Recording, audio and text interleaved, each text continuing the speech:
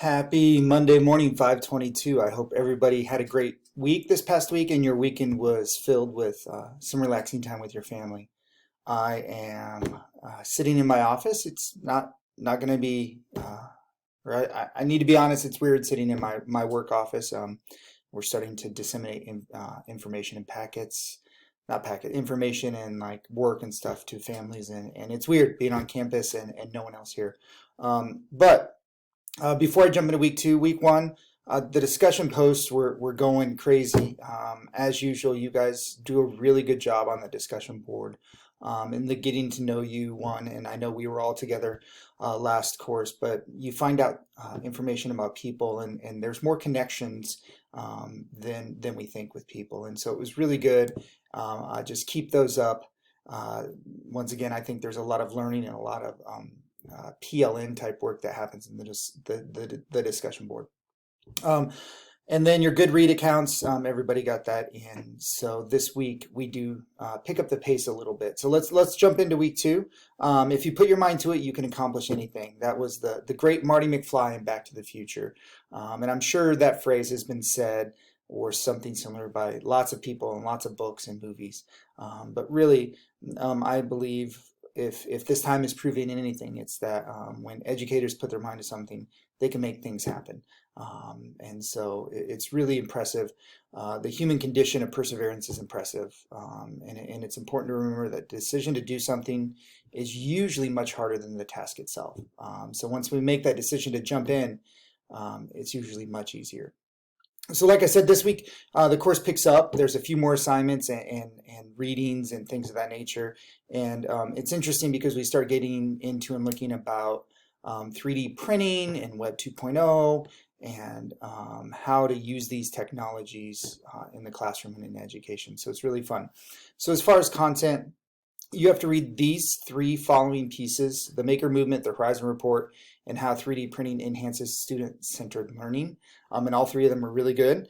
And then choose two of the following. So of the following 8, choose 2 of those, whatever sticks out to you. You can go through and scan and see which ones you like, or you could just pick 3 and go from there. A lot of them do center around 3D printing, though. I will say the space station one is fascinating. I really enjoyed that one. For this week, and like I said at the beginning of the class, usually it's about every other week. There's 2 discussion posts and 1 discussion post. There's one, and it's choose one of the articles from the 11 up there that you read, and give your thoughts on to read this week, and share your thoughts on the reading and respond to 2 of your classmates. So just whatever you read, whatever one you pick, put the title of that in it, and then give your thoughts on it.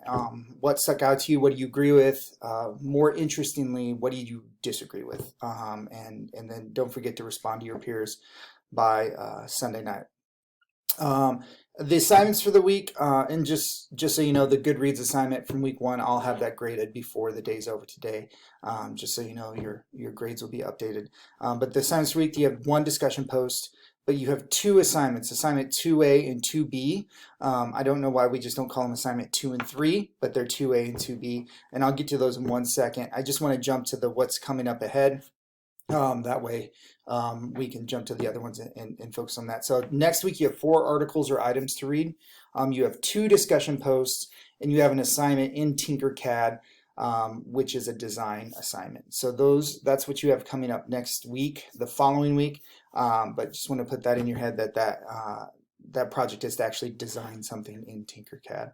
I didn't post anything, I know I sent this out, but Voxer is a really good tool that right now, over the past couple years I've used, and I know at least in my area in Sacramento, most of admin use it. I use it with my staff. It's just a really great collaboration tool, and I did create a group for this class. So if you're a Voxer person and you click on that link, it'll join you into the 522. And it's a really easy way to ask quick questions, and people will be able to respond when they have time. Anyway, just wanted to throw that in there. So assignment 2A is educator observation. So there's 2. So 2A has part A and part B. And so the first one is finding a TED Talk video about an inspiring, innovative educator who has used tech to engage and electrify. So that's a mouthful. And you're going to watch it, and it can't be from one of your previous courses. Write a one-page reflection of the talk that answers 3 questions. Who is the educator and what did they do? What specific aspects of their methods do you like and what do you perhaps struggle with or would you like to learn more about? And then how could you implement some of their methods into your own pedagogical practices?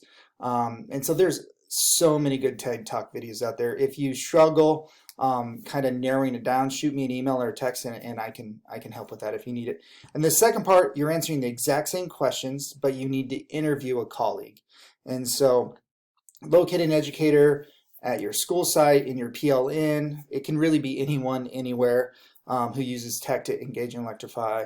Conduct a video interview using Zoom, Google Meet, if you're Microsoft Teams, if you're, the new Facebook rooms through Messenger.